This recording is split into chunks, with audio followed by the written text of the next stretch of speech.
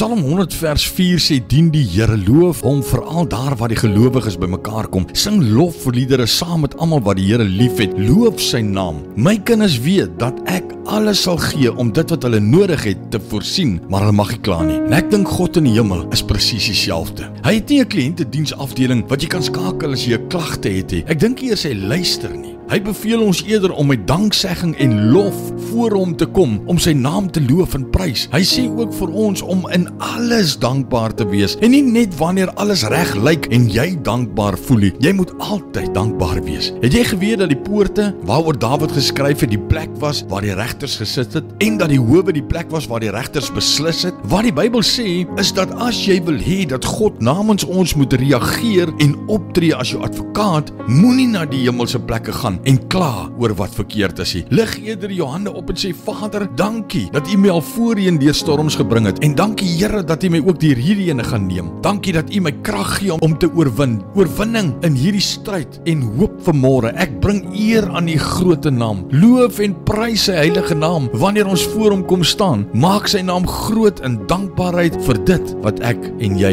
wel het. Maar Vader, dankie Here. Dankie dat ons met dankbaarheid vir môre voor U kan kom. Dankie Here dat ons met danksegging en lof en prys en aanbidding voor U kan kom vanoggend. Here, ons harte loop net oor.